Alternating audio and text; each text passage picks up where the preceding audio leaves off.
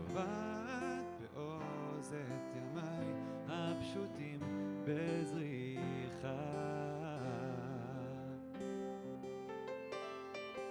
איך את תופסת אותנו רגע בלי שנדע, מושכת אותנו עמוק כמסע משוגע. אהבה טל סודותייך טובעים בקדושה, עוטפת אותנו בחום ושלווה, לכל לב דואב וחופש התשובה, לוחשת בשפתך אמת פשוטה.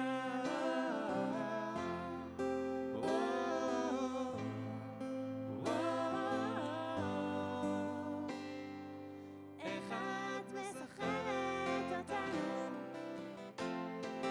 הופכת עולם על פניו, חובקת פירוט ומגלה שכבר מאוחר.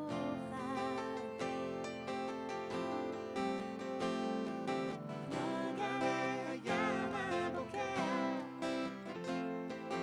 אנו שבים זה זו, הדרך עודנה, אך אנו שוחים באין סוף. אהבה טל סודותייך טובעים בקדושה, עוטפת אותנו בחום ושלווה, בכל לב דואב וחופש התשובה, לוחשת בשפתך אמת פשוטה.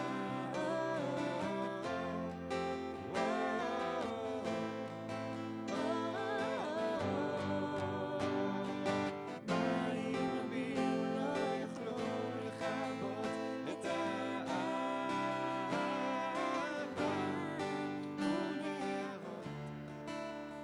ונהרות לא ישטפו.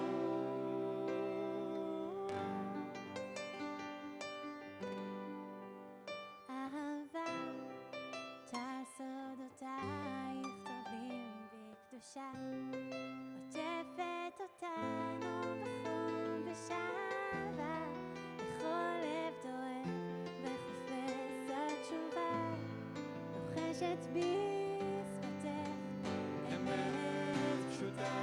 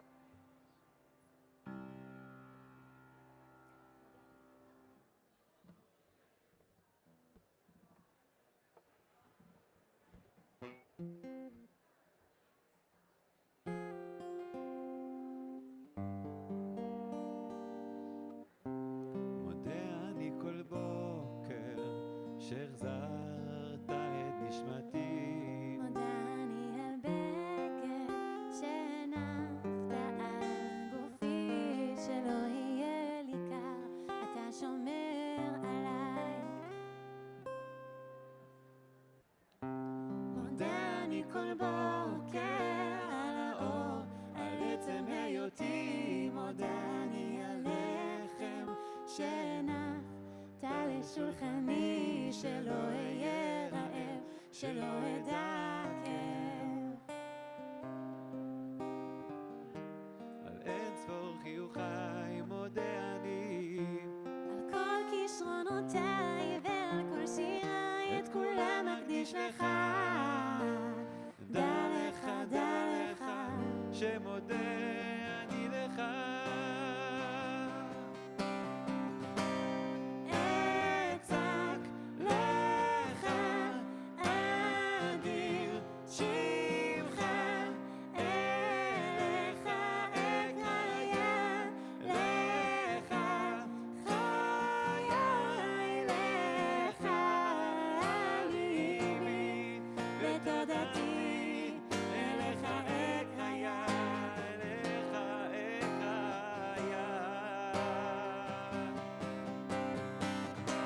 מודה אני כל בוקר על כוחי, על אבי ועל אמי, מודה אני על גשם שנתת בשדותיי, לדאוג לאוהביי, נתת לי חיי.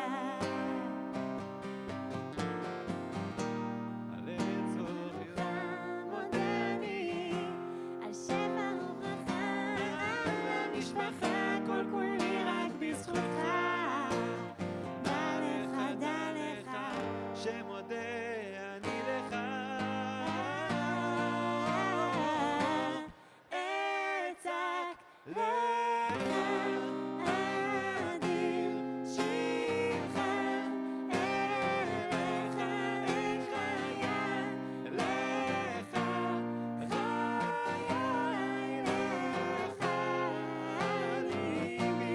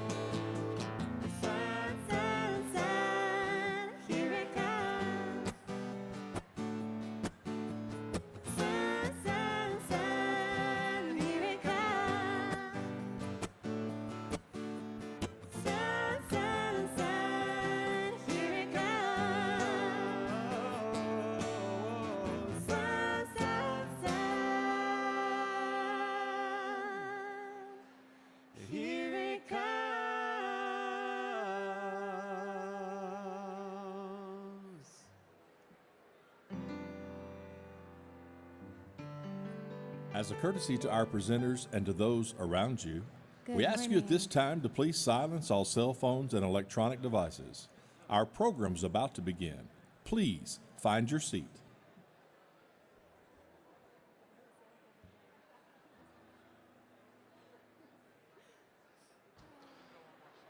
Please be seated. To begin our morning, Yonina. Good morning, everyone. We feel so blessed and grateful to start off our morning here with everyone.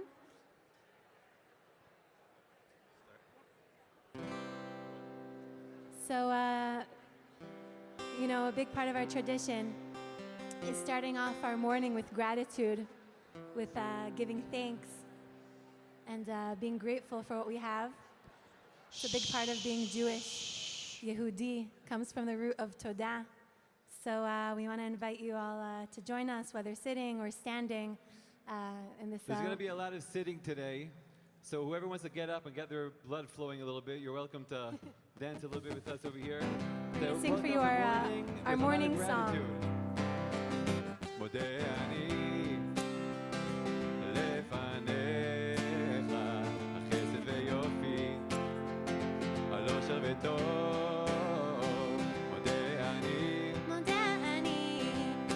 הסיפור שכתבת לי ושכתוב אני כל בוקר מחדש.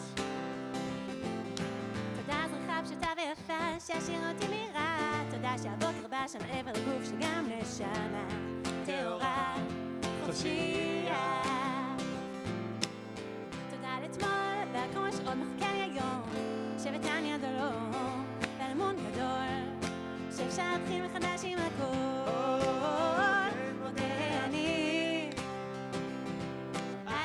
שנתת בי ושהחזרת בי כדי שיהיה לי מה ללמוד. מודה אני על הסיפור שכתבת לי ושכתוב אני כל בוקר מחדש. שחזרת בי נשמתי בחמלה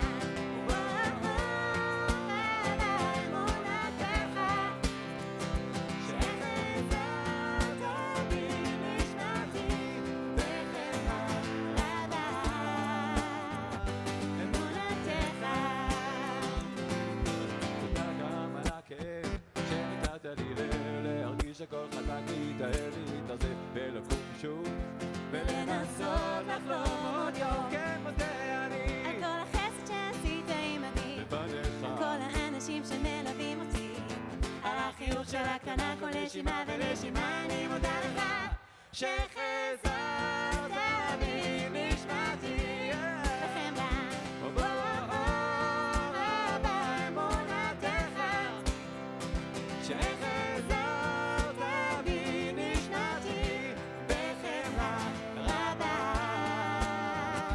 אמונתך. שחזרת בי נשמתי בחמלה רבה אמונתך. שחזרת בי נשמתי בחמלה רבה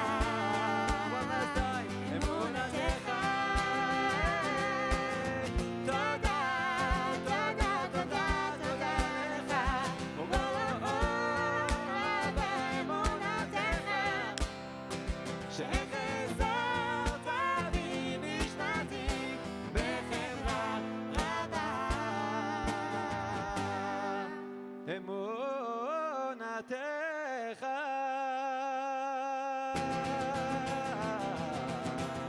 בוקר טוב everybody, בוקר טוב. בוקר טוב.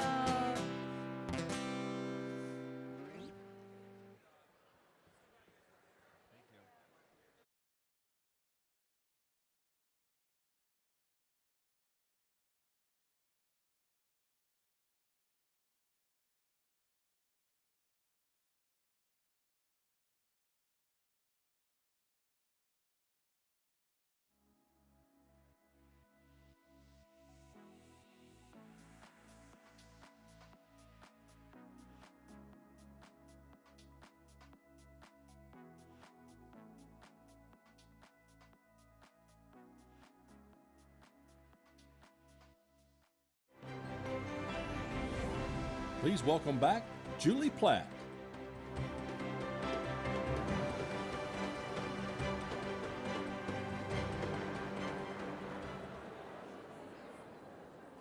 Good morning. What a wonderful day we had yesterday, and we are looking forward to a very meaningful set of conversations today. I'm so honored to begin this morning's session by hopefully in a millisecond welcoming to the 2022 General Assembly live the President of Israel, our dear friend President Isaac Herzog. Just hold for a moment. I've heard he's going to join us momentarily. There he is. Boker Tov, everybody. Good afternoon Boker and Tov, welcome. Chicago. Welcome, welcome, Mr. President. There are 1,200 Jewish leaders gathered here in Chicago, representing our individual Jewish communities and our national and global partners. And on behalf of everyone, I welcome you to the General Assembly. President Herzog, I'll turn it to you. Can you hear us? Nope. Yep. Yeah, I hear Okay, you. You hear okay. me? I said, good morning, Chicago. Boker Tov from Yerushalayim. Thank you. President Herzog, I want to turn it to you to greet us and share some remarks with us. Good morning. I'm so happy to see all of you. Thank you, Julie. So, can I start? You can. Yofi. So, dear friends, I'm so delighted to join you today, live from the President's residence in Yerushalayim, and to address this very distinguished gathering of the General Assembly of the Jewish Federations of North America. Yep. This is the historic role of the American Jewish community in establishing and solidifying the State of Israel cannot be ever overstated. For over a century, American Jewry has been voluntarily joining Zionist troopers, whether as Aliyah activists, whether as soldiers in the IDF in Tzahal, always making the case for Israel, always providing funding for the most important and noble causes of the State of Israel and Israeli institutions. All of this has helped turn the Jewish democratic state of Israel into the modern-day miracle which we are all seeing to ourselves. So, as Israel, our family home, or home away from home, approaches its 75th birthday, I would like to express my deepest appreciation to each of the leaders, communities, and federations represented here in the beautiful hall in Chicago.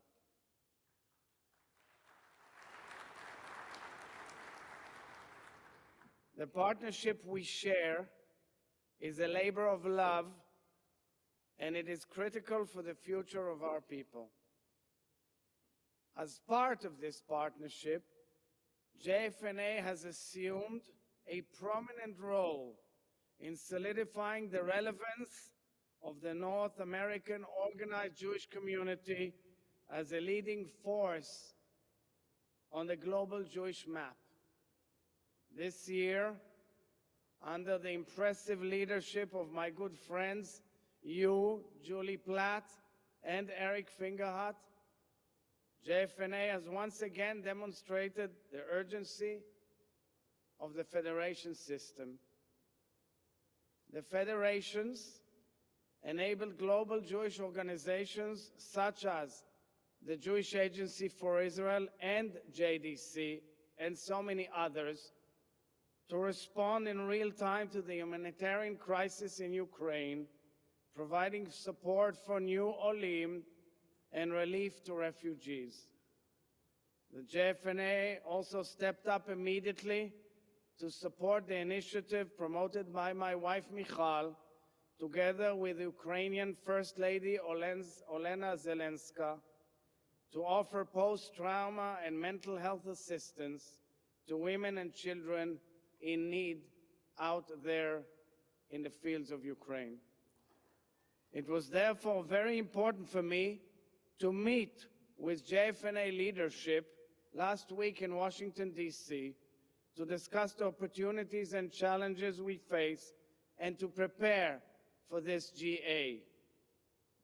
Dear friends, were it not for Election Day in Israel tomorrow, I would have loved to join you today, as I have had in the past, most recently as chairman of the executive of the Jewish Agency. Speaking of the Jewish Agency, I take this opportunity to greet my good friends, Mark Wilf, chairman of the Jewish Agency Board of Governors, whom you all know quite well, and Major General Doron Almog, the new chairman of the executive of JAFE, the promising new leaders. It's a new team leading the Jewish Agency, which is a central partner of JFNA in Israel and around the world, and I wish them all great success.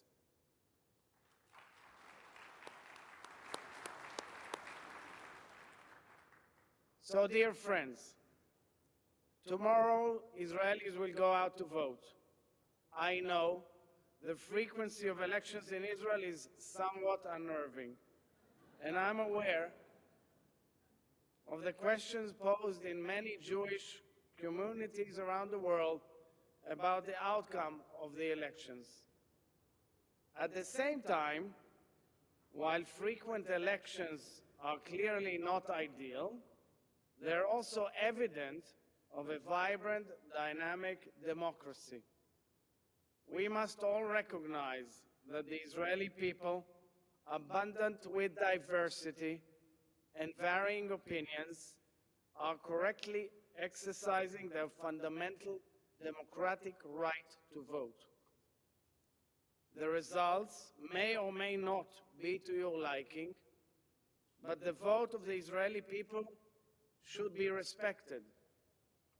Beyond this, I say to each and every one of you that the firm, vital connection between the State of Israel and North American Jewry will not and should not be compromised, whatever the results.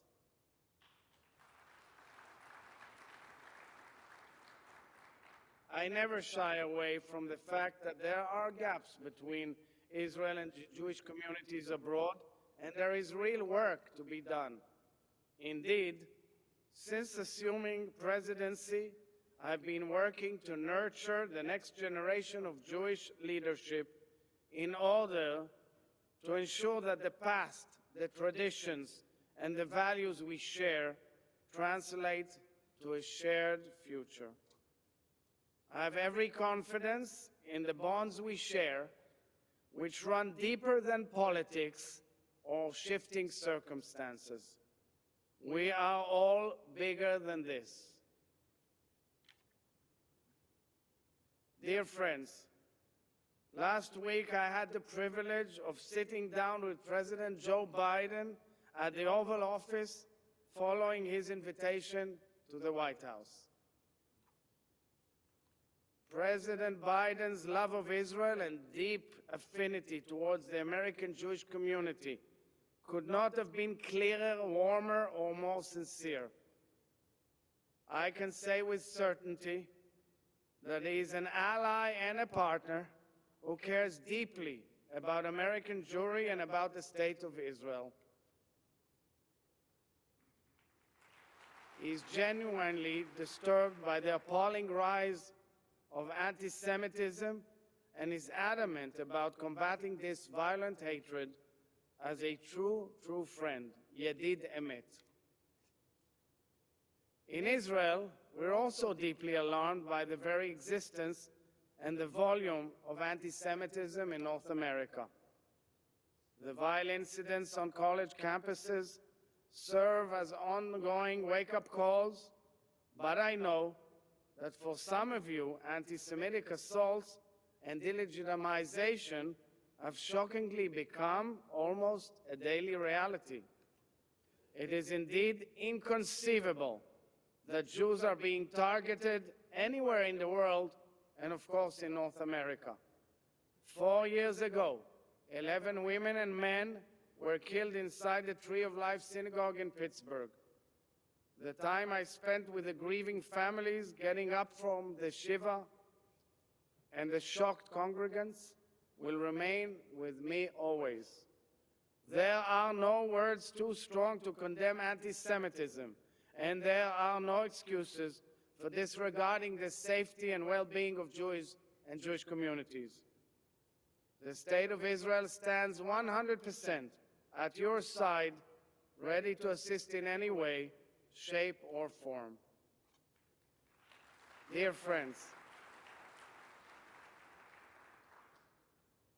my dear friends, this gathering in Chicago and in Yerushalayim is a precise interpretation of the verse, B'yit'asef Rashei Am Yachad Shiftei Israel, which means, when the heads of the people assembled, the tribes of Israel are together. The efforts of the Jewish Federations of North America at every level to ensure an active, safe, and flourishing Jewish home and Jewish future are vital to us all. I thank 2022 GA co-chairs, Linda Schottenstein-Fisher and Rachel and Jonathan Hofer, and my compliments to the Jewish Federation of Metropolitan Chicago under the leadership of Lonnie Nasseter and his team for hosting this impressive gathering. I look forward. Yep, they deserve it. I look forward to welcome you all, the entire GA, next year in Jerusalem, בשנה הבאה בירושלים. I applaud your work, and I wish you all great success in this pivotal mission. Good luck to all of you. We love you from Jerusalem. Thank you so much. Thank you, President Herzog. Thank you for taking the time to be with us. We will see you in April at our next General Assembly when we celebrate the 75 years of Israel's independence together. Shalom and lehitraot. Thank you.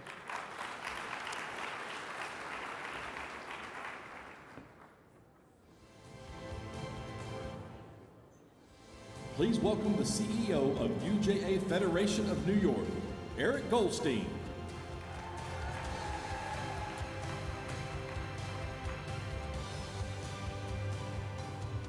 Good morning, everyone. Thank you, Julie. Thank you, President Herzog, for your important leadership and the friendship and understanding you've always shown the American Jewish community. And a huge shout out to Yonina for their beautiful singing. What an incredible way to begin a day. I'm honored to be here and excited about this morning's conversation, which could not be more timely. It goes without saying that these last few years, we faced unremitting challenges: the COVID pandemic, a mental health crisis, sharply growing anti-Semitism, war in Ukraine. And yet I believe the greatest threat to the Jewish community is internal. Mirroring society at large, we've become incredibly polarized. We squander precious resources and energy pointing fingers at each other. The Jewish right blames the left. The Jewish left blames the right. The center seems increasingly fragile. And alarmingly, this demonization within our own community significantly weakens our ability to address external challenges. In short, we're our own worst enemy. I'd like to share a learning in this regard. Back in January 2020, after a wave of horrific attacks over Hanukkah against visibly Jewish people in Brooklyn, we, the broader Jewish community of New York, wanted to show solidarity, to say to the Haredi community, we're with you, you're not alone. So in just a very few days, and over New Year's no less, this federation, UJA-Federation of New York, organized a march that on a brutally cold Sunday morning brought over 25,000 people, Jews and non-Jews alike, to march across the Brooklyn Bridge. But our success was tempered by the realization of who didn't show up, or at least not in great numbers. And those were the very people we had come out to support, the Haredi community. And we know why. There wasn't enough trust. The relationships across the communities were not sufficiently strong. There had been too much finger-pointing, one at the other, for far too many years. And you can't build trust during a crisis when your house is on fire. No surprise, crossing the Brooklyn Bridge is much easier than truly building bridges across difference. Organizationally, this has become an enormous priority for us, and we come to this task with enormous humility, knowing we're not going to overcome halachic or ideological divides, but that we must learn to engage respectfully across difference and truly internalize that none of us has a monopoly on the truth. Pre-COVID, we started holding off-the-record meetings in my living room and inviting diverse communal leaders to learn and meet the other. For example, a gay woman rabbi in conversation with a Haredi rabbi. And it's harder to vilify somebody in a tweet that you've met and had conversation with over coffee and Danish. We're also leaning into rabbinic missions, whether to Israel, Ukraine, or even Saudi Arabia, bringing together rabbinic leaders from across and beyond denominations throughout our community. Time and again, we hear how two rabbis serving in congregations just a few blocks from each other will meet for the very first time on these trips, and it changes their relationships. A Reform rabbi and an Orthodox rabbi sitting on a plane together for 10 hours. They're no longer strangers. They become colleagues and oftentimes friends. These few examples of our current work are all hyperlocal, building trust and relationships person to person, methodically, intentionally, carefully. It's not the work of a week or a month or a year. It's work that desperately needs all of our sustained focus and attention, especially now when we're dealing with challenges and crises that require the totality of our Jewish community acting together. Our session today models what we want for our communities and our organizations. And so, like all of you, I'm eager to hear from our panelists, who will be led in conversation by Rabbi David Wolpe. We're pleased to present this discussion in partnership with SAPIR, a journal published by the Maimonides Fund and launched last year to explore issues facing the Jewish community and how they intersect with larger contemporary American issues. As part of this partnership, we've provided everyone with a special issue of SAPIR at your seats, which I encourage you all to read. Rabbi Wolpe is the Max Webb Senior Rabbi at Sinai Temple in Los Angeles, named the most influential rabbi in America by Newsweek. He is a widely admired teacher, speaker, and prolific author. It's my privilege to welcome Rabbi Wolpe to the stage.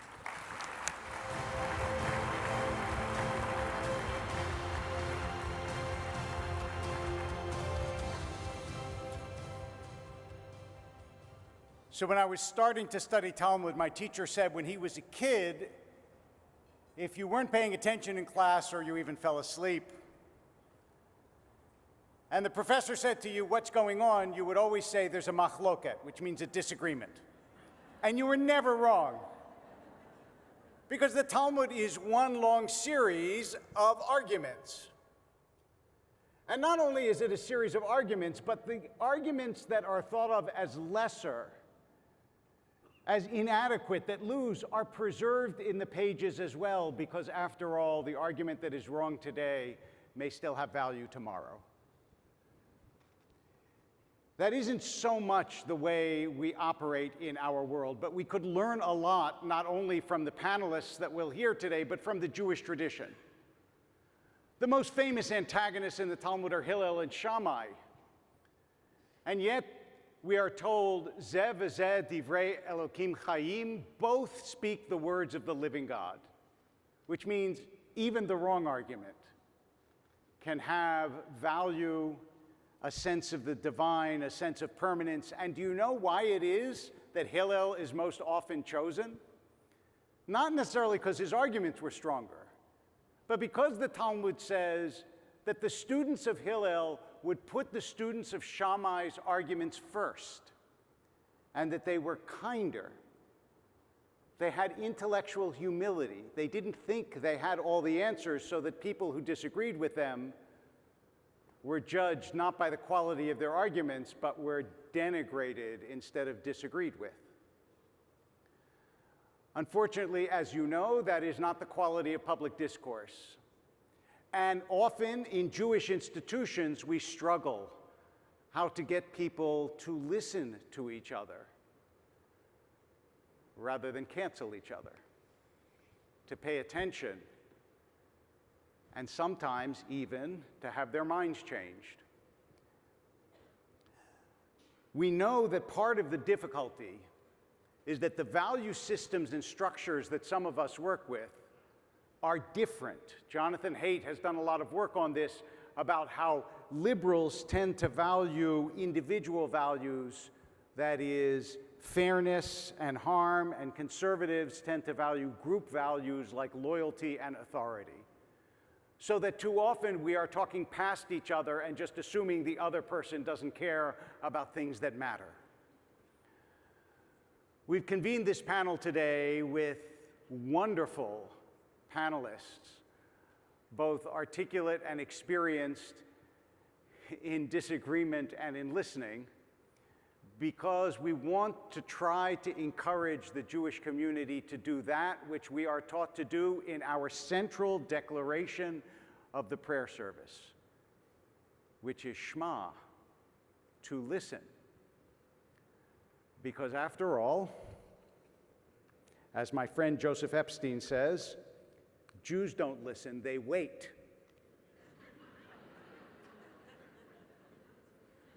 We'll just wait till you're finished with your remarks, and then I will tell you actually what you should think. But because you're here,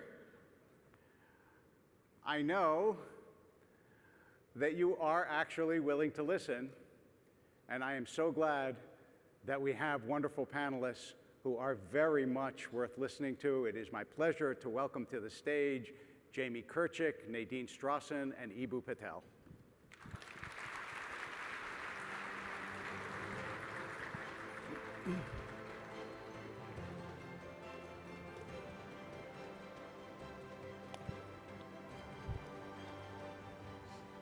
Allow me to just, in a word, introduce all of the panelists if they are not known to you. First of all, Jamie Kirchick is a columnist for Tablet and is the author most recently of Secret City, The Hidden History of Gay Washington. Nadine Strossen is the past national president of the ACLU and the author most recently of Hate, Why We Should Resist It with Free Speech and Not Censorship.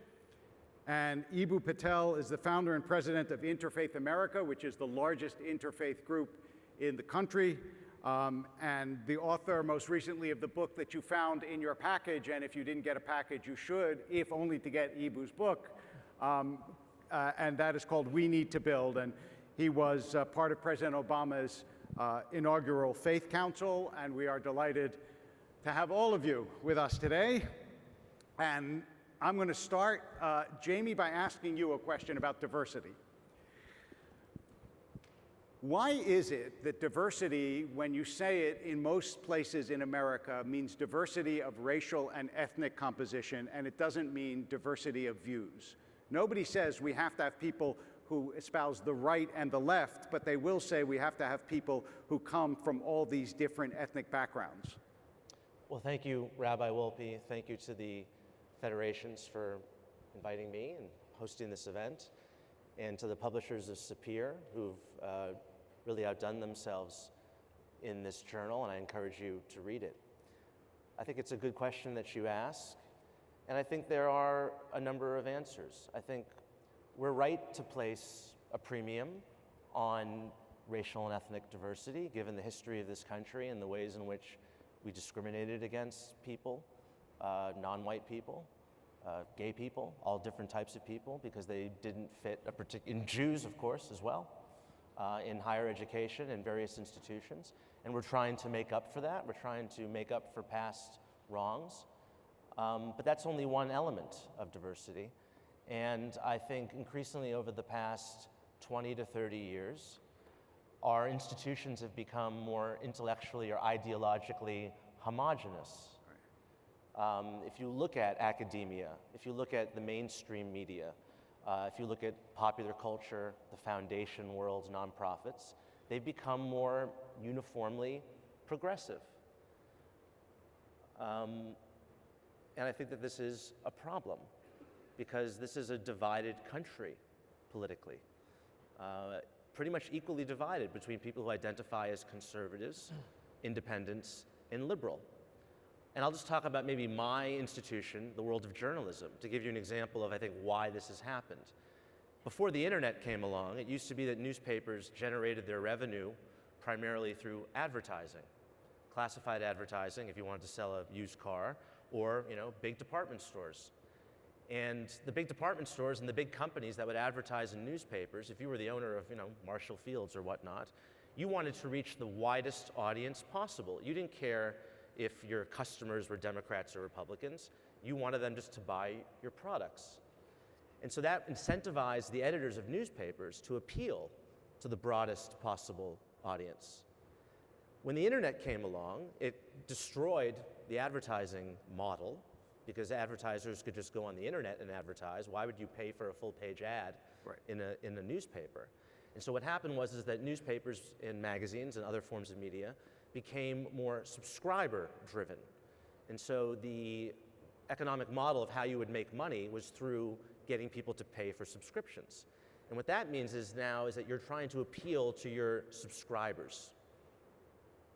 And it's a more narrow realm of people, right? So a certain newspaper is going to appeal to those who want to read it. And a lot of people don't want to read things that they disagree with. And I think that's actually a theme for today, is how challenging it can be to read things and to listen to things and to hear people that you disagree with, and how that important it is as individuals that we do that. David, so Nadine, I actually want you not only to pick up on that, but I want to add to your burden by asking you, what you represent, most of your life was considered a left-wing cause, free speech. Now when you say free speech, people assume that it's right-wing. So in the answer that you were going to give, could you give an admixture of, like, how did that concept migrate from one side of the political spectrum to the other? So thank you, everybody. I am so thrilled to be here and to be on this panel. This is such an important organization, our group of organizations, for carrying forward both the Jewish tradition and the classical liberal tradition, but classical liberal, right? Which is always in favor of open-mindedness, questioning, challenging. I bring this prop with me everywhere. It's not what you think it is. It says, make JS Mill great again. For those of you who don't know, that is Jon Stewart. And in light of David's great essay and that wonderful SAPIR article, I would say make the Talmudic tradition great again, which is no idea is beyond challenging. In fact, the more deeply we cherish an idea, the more we owe it to ourselves to subject it to questioning. I have to say, wearing my educator's hat as well as my advocate's hat, today is an argument before the Supreme Court on affirmative action in higher education. When the Supreme Court first upheld very narrowly the idea of affirmative action, it was for purposes of ultimately ideological diversity, right? the key opinion in that case said that we should have all of these other kinds of demographic identity diversity, but for purposes of stimulating disagreement, a multiplicity of ideas. And I think we've got lost sight a little bit, as there are all kinds of statistics and surveys that indicate that universities, unfortunately, have become very heterogeneous. So I think that's an important theme. Now, in terms of free speech, unfortunately, the reality throughout my long adult career in supporting it is that almost everybody believes in freedom of speech for me, but not for thee. And so I have had consistently to see the right trying to suppress certain ideas that come from the left and vice versa. Here in Chicago, let me remind you of the ACLU's most famous or perhaps infamous case ever, the so-called Skokie case, coming from the nearby city of Skokie, which in the late 1970s not only had a large Jewish population, but also a very large population of Holocaust survivors. When the ACLU came to the defense of the right of neo-Nazis to demonstrate in Skokie, we lost not only the support of the Jewish community there, but 15% of our members resigned over that case.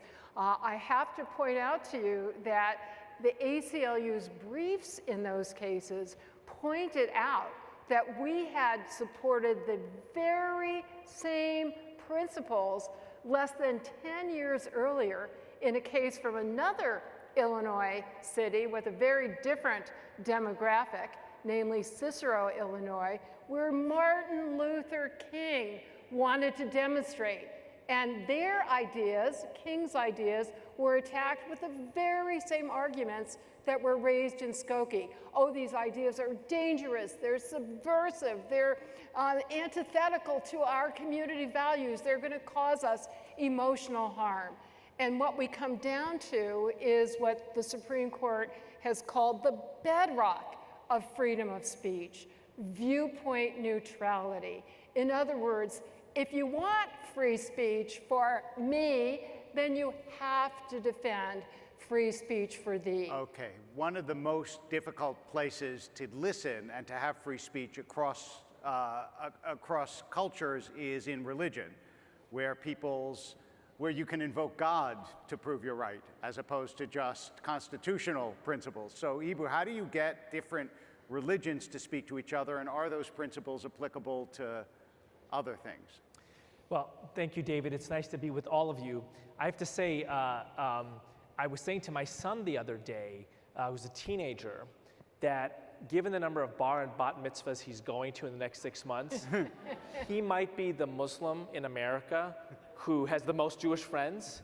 But actually being in this room, I might be the Muslim in America with the most Jewish friends. So it's nice to be here. Thank you to my friend Lonnie and others who've invited me here. So the first thing I want to say about this is that we live in an impossible nation. For centuries, political philosophers believed you could not have a diverse democracy. If you wanted diversity, it had to be under a dictator whose principal job was to squelch not only identity, but religious identity. If you wanted democracy, you had to have homogeneity, principally religious homogeneity. So this is the first nation. We literally live, sit, advance in the first nation in human history at a mass level that architected a religiously diverse democracy. That's stunning. And we should take pride in that inheritance and principally make ourselves worthy of what it means to live in that world. So how do you do that, right? First of all, you recognize that diversity is not just the differences you like. I'm gonna say that again because that's my best line in like 10 years, right? Diversity is not just the differences you like. It's not just samosas and egg rolls, right? It's, what's the great debate? Hamantash and what? Right. Oh, what's that? Latkes and Right, Hamantash. right. It's not just Hamantash and Latkes, right? And so how do you live in a diverse democracy? Well, the simple rule is this. You have to be able to disagree on some fundamental things and work together on other fundamental things. You have to be able to disagree on some fundamental things and work together on other fundamental things. And one of the reasons that I love doing interfaith work, right? And Interfaith America works with many of you. We're the largest interfaith organization in the United States. We work with companies and campuses, civic organizations, religious communities. What we're saying all the time is that people can disagree on matters of salvation and heaven and work together on earth. Well, if you can do that, you can disagree on who you voted for and work together. And by the way, do we really want to live in that alternate reality? Do you really want two heart surgeons walking into a life-saving heart surgery for your grandmother or uncle and discovering that they voted differently and refusing to do the heart surgery together? So nobody ever says no to that. Right. Nobody, right? But let's walk it down the line. What about two firefighters? What about the co-chairs of the PTA? What about people who teach kindergarten together? You cannot have a diverse democracy unless people can disagree on some fundamental things and work together on other fundamental things. Well, I want to actually ask you about that to elaborate. Part of the problem is because we have no common culture, we don't read the same books, see the same movies, watch the same TV shows. The only thing that you know the other person is interested in that you are is politics. So politics starts to swallow up every conversation. And I think that if we thought, okay, there are all these things we need to know about each other before we get to your political opinion. What do you feed your kids? Where do they go to school? What are your hobbies? And then you get to, by the way, how do you feel politically? It would be a lot easier, but we always start the conversation in reverse. So how do we try to change the conversation, especially when a simple sartorial signal, like showing up with a red hat, already announces, I believe these 20 things that you don't believe? I defied that stereotype, didn't I? Right, yes. No, but the whole point was you were playing off the stereotype, but the stereotype has to exist in order to subvert it. Yeah.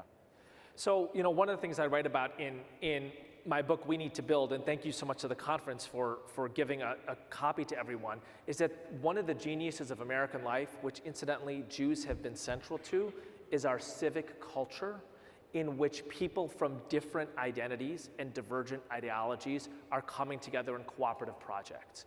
Habitat for Humanity, the YMCA, JCC. So actually, most of American life, most of our actual lives are cooperating with each other across diverse identities and divergent ideologies, right? There are, thank God, not that many fights on Little League diamonds or Pop Warner football fields between people who voted differently.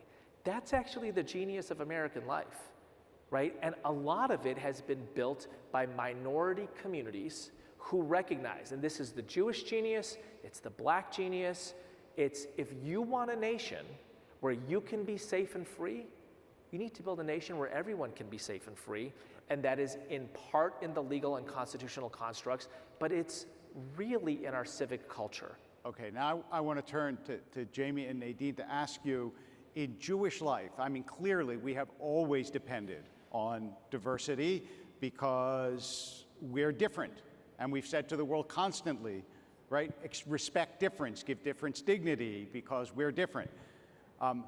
America was supposed to be, I think still is, but we can argue that another time. America was supposed to be different from every other, because there used to be there were Russians and Jews, there were Germans and Jews, there were Frenchmen and Jews, but there aren't Americans and Jews. We're part of a patchwork of minorities, and that's part designed, I think, to ensure the safety of each of them.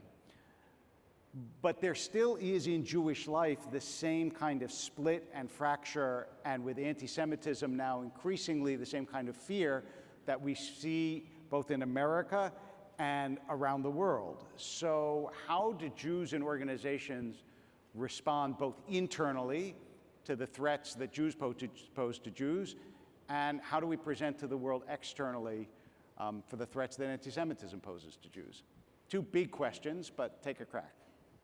Well, first I wanted to say amen to Eboo's point, and I was thinking of the original national motto, E pluribus unum, one out of many. And that is the same theme that I bring to your very challenging question, David, that yes, we have to be very conscious of particular threats to our community, but I think it's really important to see them as part of a broader context and continue to forge alliances with people in other communities. This is not a zero-sum game. I think every single person in this country, regardless of who you are, regardless of what demographic, religious, ethnic, political pigeonholes you're in, we still share a stake in preserving the fundamental values of classical liberalism on which this country was built. Because as I say to progressive college students on the most liberal campus, yes, you may be a majority in this particular community, but not necessarily in the town where your college is located, let alone in the state, let alone in the entire country. So in some context, you are going to be a member of minority, and therefore it behooves you to be sure that the most fundamental freedoms are preserved, even for the most despised individual and the most marginalized minority. Beautiful point. Yeah, I think we have to redouble our support for pluralism, which is, I really think, the most importantly fundamental American value, and freedom of expression. And I can point to a personal example. A couple months ago, I spoke at a book festival in Mississippi, the Mississippi Book Festival, about my book. And the headline speaker of the festival was Alice Walker, who many of you probably know is the Pulitzer Prize-winning author of The Color Purple, and also a deranged anti-Semite. She has endorsed the works of a man named David Icke, who believes that he's a Holocaust denier. He believes that the Jews are an alien lizard race of people. I mean, really just deranged stuff. And she has repeatedly endorsed him. She's been called out for it. Just a couple of months before she spoke at the book festival that I was at, she'd been disinvited from a book festival in San Francisco. And so I had to kind of, this was a real tough situation for me to be in, because I support free speech, but I also really oppose deranged anti-Semitism. And it's a great T-shirt. You know,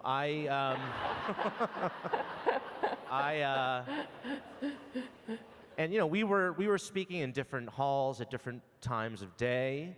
But what I did was, you know, in the middle of my panel, which was about, you know, it was with two other authors, and we were talking about our books. Towards the end, I said, you know what, I have to say something. There's a woman who's going to be speaking immediately after me in a different part of the festival, and I explained who she was and what she had said. And I said that, you know, I don't believe that she should be canceled.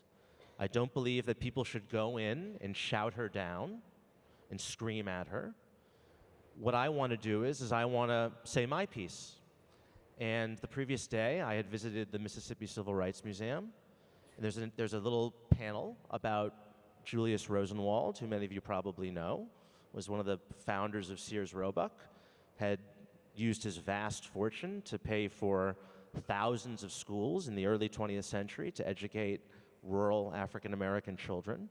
And there was a quote, and he said that racism, I'm paraphrasing him, he said, you know, racism falls more heavily upon the Jew than other members of the white race because of his own experience of discrimination. And I repeated that to the room. And I got a lot of applause for this.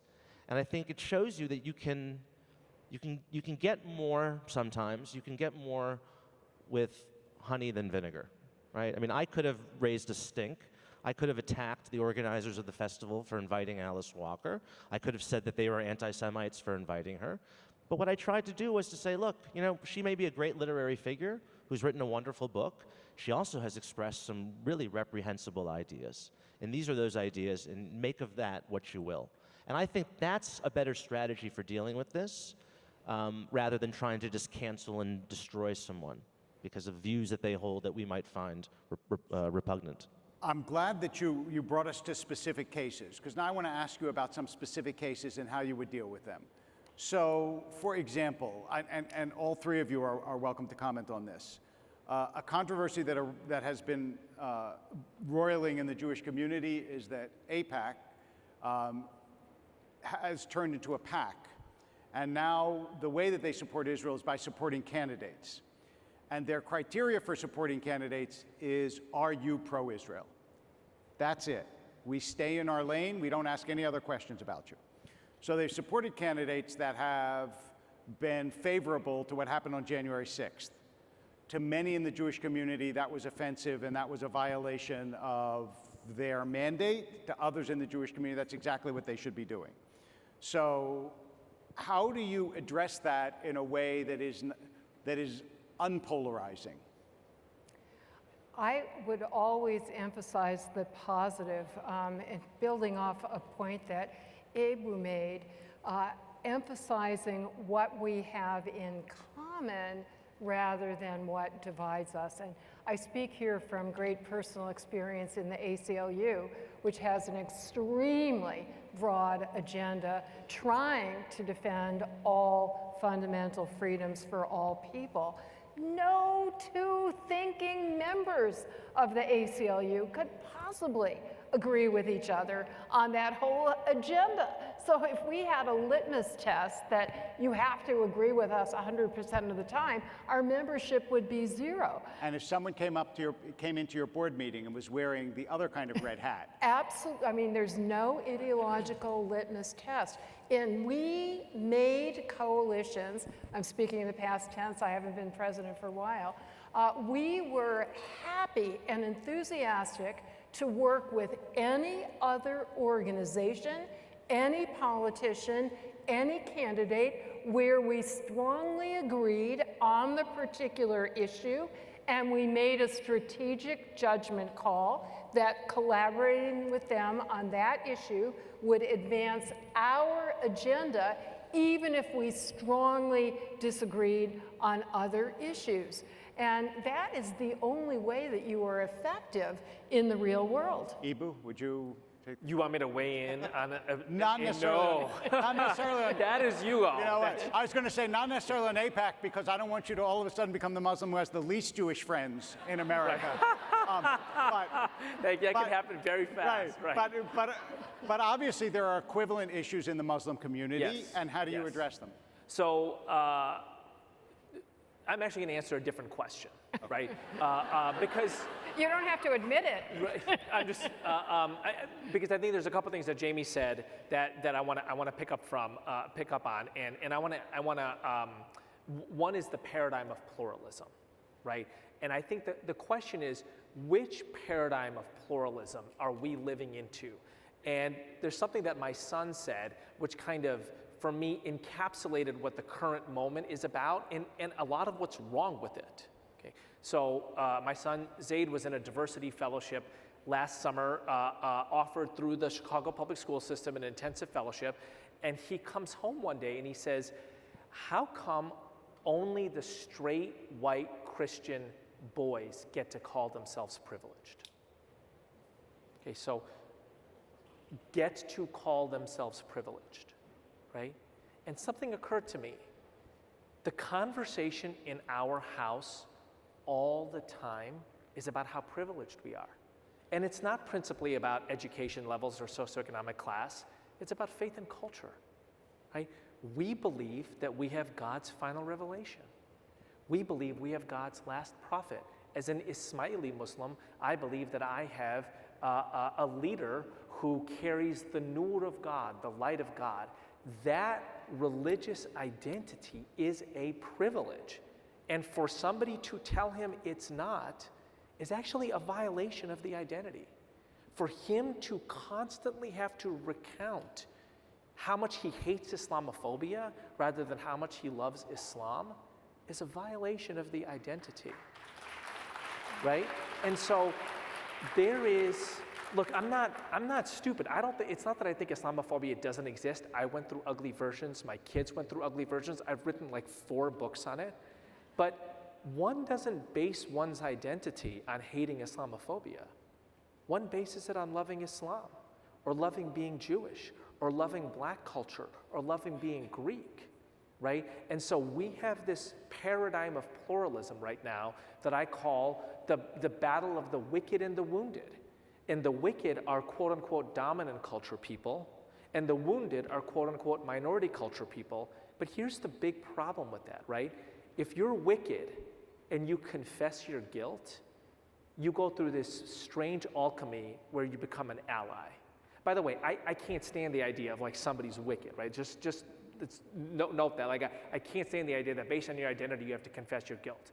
But at least when you do, you get to transform into something else. But if you're the wounded, if you have my skin color or my faith, or in some circles Jewish faith, or you're somehow a minority, the only script you're given is to recount your pain and your wounds, as if you don't have muscles, as if you don't have a brain, as if you don't have a spine.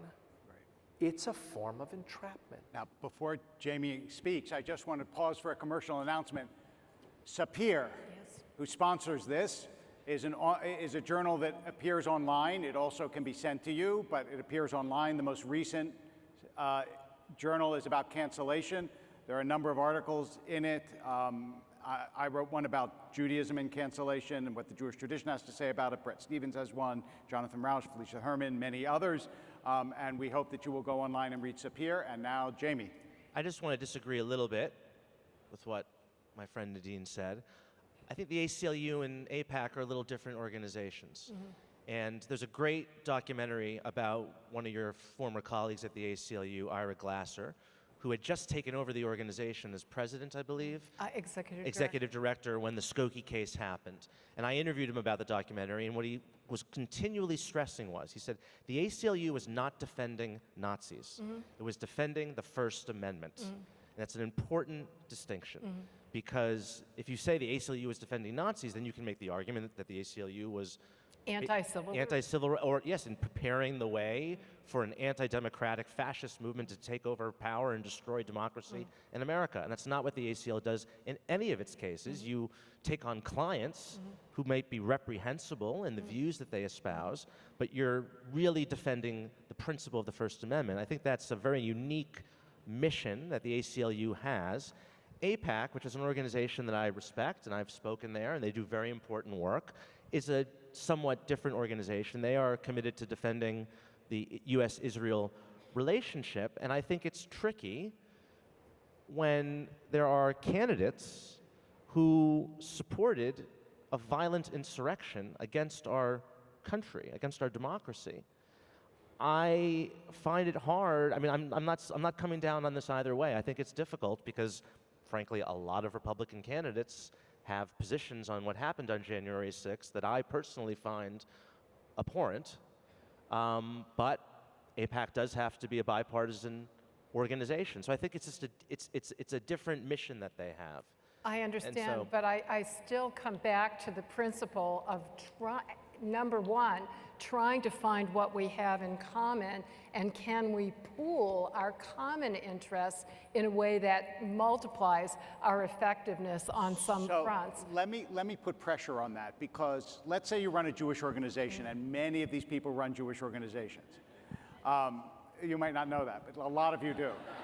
And so someone brings in, let's say, a speaker about transgender issues. And members of the organization say, what this person is saying is injurious to my child. So there isn't a common ground here. And other people are saying, no, what this person is saying is like really important and actually opens perspectives that will ultimately be good for your child. How do you reconcile culturally charged, clearly opposed views in the same organization at the same time when you can't say, let's go take a cooking class together and solve this? Well, I don't know if the organization is in a position where it has to take a position, but you yourself, David, framed it in terms of something very fundamental that those two factions have in common. And I was going to say that earlier, that even on a point where you strongly disagree on a particular policy perspective or a particular candidate, if you drill down deep enough, you will find something in common. Both of those factions said they care deeply about children's welfare, about children's health, about children's well-being. They disagree, or they may be open-minded about what is the best way to advance those goals. And I do believe with Mill and with the Talmud that the best way to find the best way is through exchanging ideas and argumentation and information. Yeah, I come to this issue personally as a beneficiary of really the greatest and most significant movement, I would say, or the most successful movement for equality in this country, and that is the gay rights movement. If you look at the position of gay people in this country, not that long ago, say the 1950s, it was illegal to be gay in every state. Homosexuality was denounced from every pulpit. You could be sent to mental institutions and be lobotomized or chemically castrated. And homosexuality was so taboo, it wasn't even mentioned in public. And you look at the enormous progress that was made and how we got to where we are today, and it's purely because of the First Amendment, free speech, free expression, and pluralism. It was gay people being able to explain themselves and to change public opinion through persuasion. I mean, to go from really the most despised group of individuals to where today we have an openly gay member of the cabinet. It's a wonderful thing. It's an incredible thing. And there's one story, I think, that illustrates this. In 1978, there was a ballot initiative in the state of California to ban gay people from teaching in public schools. And there was a gay act, and by the way, just a couple of weeks before it was going to be voted on, it was winning 2-1 in the polls. There was a gay activist in California, his name was David Mixner, and he thought, you know what, there's a certain former governor of this state who's a Republican, who's pretty popular, who used to be a Hollywood actor, and so has a lot of gay friends, in particular his wife. I think if I can get in a room with him, I can convince him that this is wrong.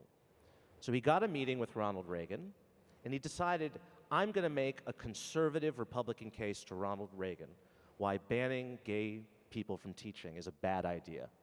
He didn't make the liberal left-wing case, he made the conservative case. He said, look, you're going to have all these students, they're going to be angry at their teachers, they're going to accuse their teachers of homosexuality, it's going to drive up all these legal costs, and the bureaucrats are going to get involved, there's going to be massive, civil damages, and it's going to be anarchy in the classrooms. And that was able to convince Ronald Reagan that this was a bad idea.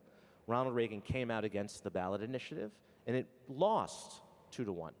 Right? So to me, that's an amazing example of the power of persuasion in meeting someone who you disagree with where they are, right? And so that's, I think, the model that we need to adopt. But great story. I want to re-emphasize that I'm still here as the head of this Jewish organization, and I've still invited this speaker, and I still have some parents that are saying, how can you elevate these views that are so toxic and dangerous to our own children? Maybe you invite a speaker from another perspective.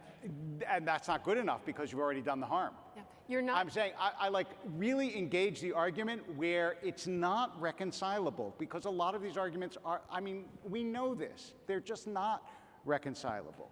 So what advice do you give to the heads of organizations when they are really stuck? Look, I'll give you a trivia. It's not trivial. It wasn't trivial in my experience, but we had a vaccine mandate for the synagogue. We had members resign because they said, you've effectively excluded me from your synagogue because I know that vaccine is poison and I'm not going to take it.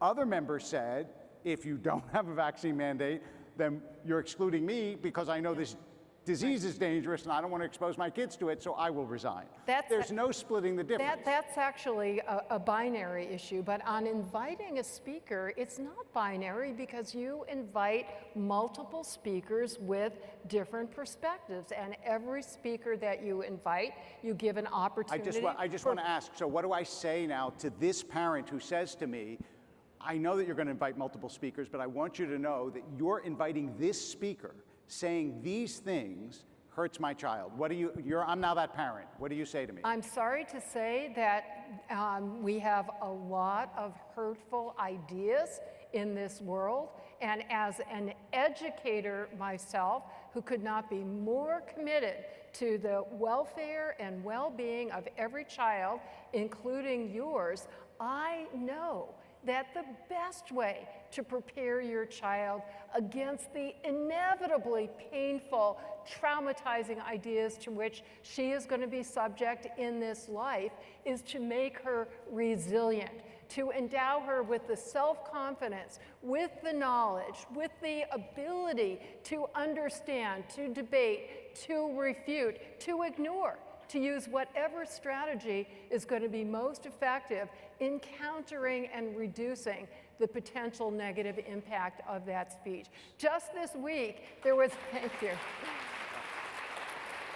If I may say, I mentioned this, just this week, the latest social psychological study of many showing that if you tell somebody that hearing an idea or hearing a word is going to be harmful or traumatizing, it is much more likely that it will be harmful or traumatizing. But if you say to them instead, this is an opportunity for you to develop your self-confidence, your ability to listen, to understand, to refute, to see it as an opportunity to enhance your dignity, it's much more likely that it will have that positive impact. Look, can I say something? I was just going to ask you to. Say a number of things here. Number one, if we're constantly talking about the elephant in the room, we're ignoring the other animals in the zoo, right? And I'm serious, like if we're only ever talking about the most controversial thing, right? We're ignoring the other, and so it sounds boring to say focus on the commonality, but how do you have a diverse democracy unless you're constantly looking for positive things to do with people whom you disagree with and dislike? Right. You can't have a diverse democracy unless you do that, okay? So that's number one, right? Number two, on Nadine's point, which I think is super important, this is something I marvel at all the time. I'm a big fan of sports, particularly college sports. Perhaps I share that with other folks here. And I watch these like 18-year-olds on the free throw line in a stadium of 10,000 screaming fans, down 1 point, time running out, calmly sinking 2 free throws. And I think to myself, we prepare kids to do that. We expect them to do. The coach isn't surprised when her player does that. She's like, I prepared my player to do that. My kids are in sports. Their coaches are like, we prepare them to deal with that. Why is it that some 13, 15, 17-year-olds are prepared to deal with aggressive defenses, hostile arenas, all or nothing situations, and other 17-year-olds can't deal with the speaker they disagree with on the other side of campus? So the point, we should prepare, we should expect so much of people, right? And that kid on the free throw line is an embodiment of what a 17-year-old can be able to do, and how we prepare that person to deal with, frankly, the world of reality. So, Jamie, talk to me about how we've created this fragility in young people. Well, it's a real problem, particularly in journalism, because we have these journalistic institutions which now have a large cohort of people working in them in their mid to early 20s. I'm a elderly millennial, I'm 38. But I think there's a real cultural gap between the elderly millennials and the younger millennials / Gen Z. And I remember for me, when I saw the video of my alma mater, a professor at Yale, being shouted at in the fall of 2015. You probably saw this. Nicholas Christakis, who was a professor. His wife had written an email about Halloween costumes. I mean, it sounds so ridiculous. How apropos. Happy Halloween, Yes, by the happy way. Halloween. And here's a list of here's a list of Halloween costumes you cannot wear. That's how skillful this panel is. well- We got around to Halloween, you didn't even know. Well done. His well done. wife had written an email to the students saying, look, you can wear whatever Halloween costumes you want, and if you see one from one of your classmates that offends you, then you can engage in a conversation with them and tell them why you're offended by it. The university does not need to be in the position of telling you, young adults who can vote and fight in wars, right, what Halloween costumes to wear, okay? And simply for writing this email, her husband was surrounded by a mob of students, cursing him out, screaming at him, pointing in his face. This happened less than a decade after I had graduated from Yale, and I was watching this, and it was like I was, peering in on a completely different civilization. Nothing like that ever happened when I was on campus. We had lots of controversial speakers, we had protests on all sorts of issues, but the notion that something so innocuous as an email about Halloween costumes would lead these students to start screaming at professors like this was shocking to me. Yeah. And now those kids, I hate to use that term, those young people are now in our journalistic institutions, and they are leading these pressure campaigns and cancellation campaigns. And unfortunately, it's the people a generation a little older than me, perhaps the baby boomers and the Gen Xers, who are refusing to hold the line. And I think this is happening in a lot of Jewish institutions as well. It's happening in institutions across this country, by the way, is that the people in positions of power don't know how to say no. And I'll give you one more example. Last summer, there was a spate of anti-Semitic attacks in Germany. The head of Axel Springer, which is the largest German media corporation, his name is Matthias Dopfner. It was founded after World War II, and they have a statement of values, and one of their values is we support the Jewish people and a strong relationship with the State of Israel. That corporation, they put up the Israeli flag outside their offices in Berlin in solidarity with the Jews of Berlin. A number of employees said, we don't think this is right.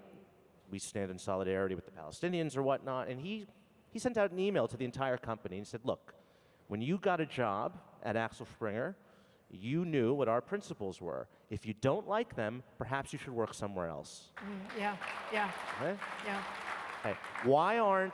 Hey, when Tom Cotton published an op-ed in the New York Times two summers ago that a lot of employees at the New York Times didn't agree with, and they started issuing tweets saying that the publication of this op-ed puts our lives in danger. Right.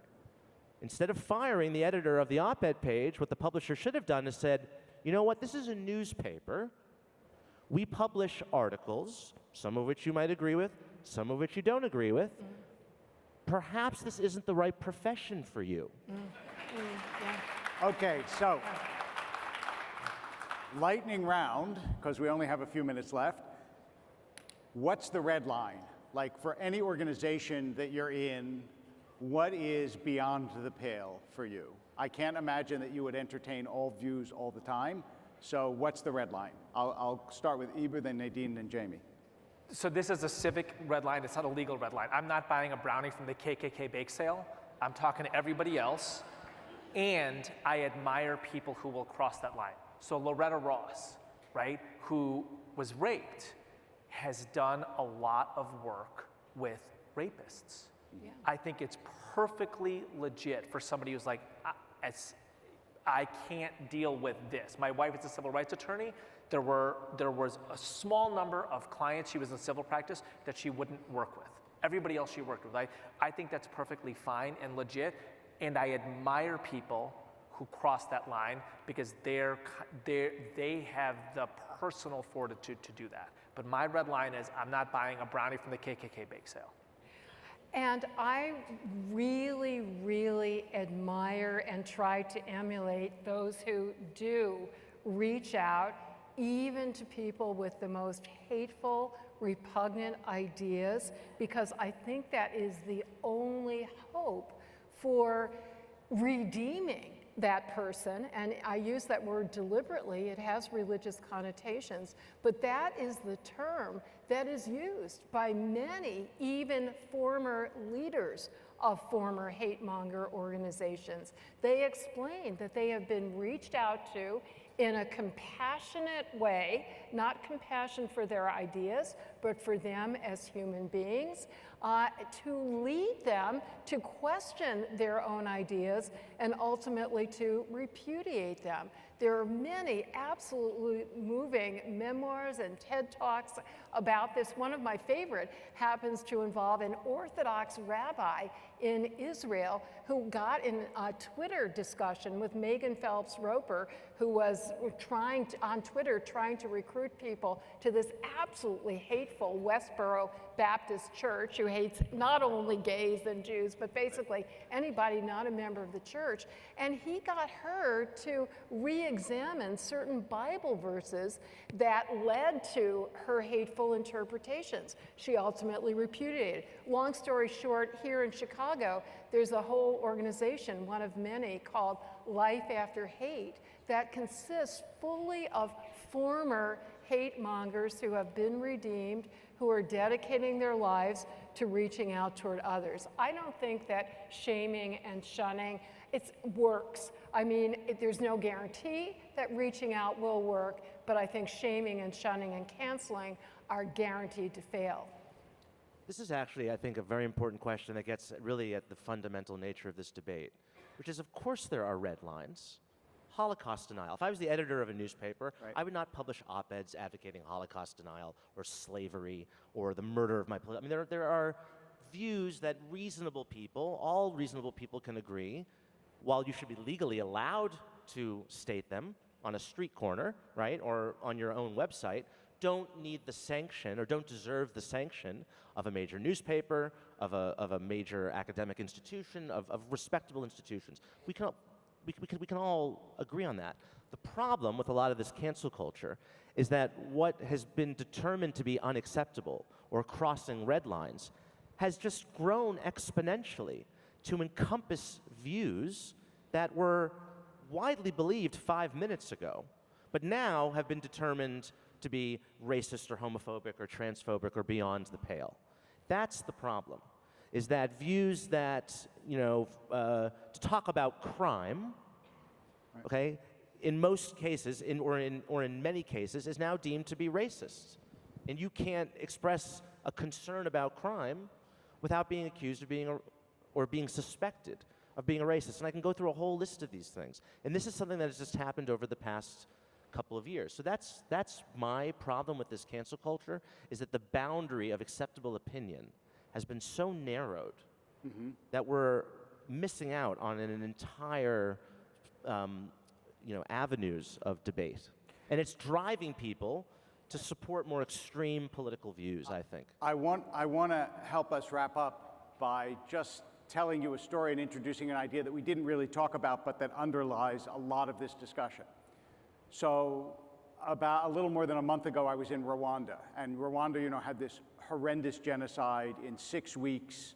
70% of the Tutsis living in Rwanda were killed, about 1 million people, and they weren't killed by putting them in trains and taking them off to places where people didn't see. They were killed in the streets, children clubbed in their homes in front of their parents, awful, unspeakable crimes. It was only 28 years ago, though, and everybody lives together, which means that I walk down the street and I can see somebody who killed my parents or whose parents killed my parents. So we had a meeting with the president, Kagame, and we each got to ask him one question. And my question was, how do you forgive? And he said, I go around the country and I have meetings with various people, and a couple of years ago, a young man stood up and he said, how dare you ask me such a question? How dare you ask anything of me? My family was killed. I saw them slaughtered. Why do I have to offer anything? And Kagame said for a moment he was taken aback, and then he thought and he said, because you're the only one who has something to give.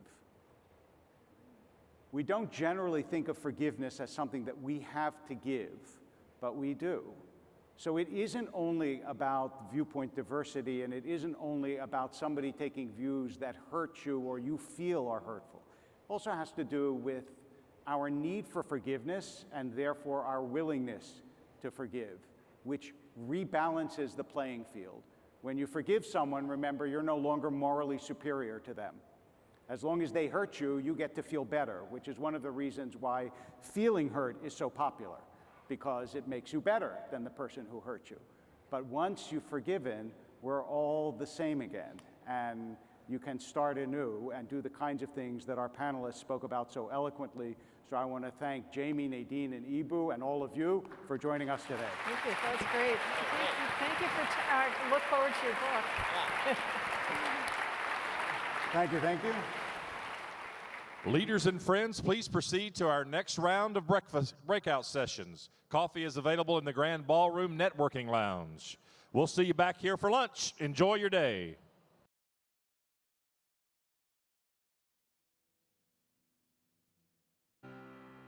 יחד לב אל לב נפתח ונראה את האור שבשמיים.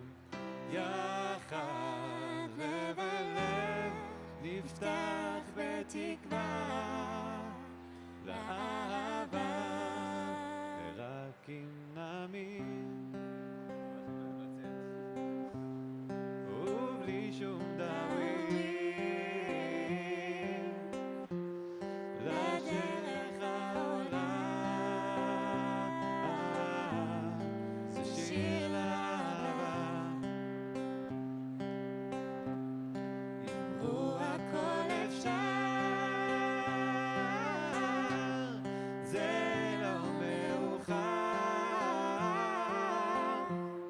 השחר כבר עלה זה שיר לאהבה יחד לב אל לב נפתח ונראה את האור שבשמיים. יחד לב אל לב נפתח בתקווה לאהבה וכשהלב נפתח חובק את העולם ובקריאה גדולה זה שיר לאהבה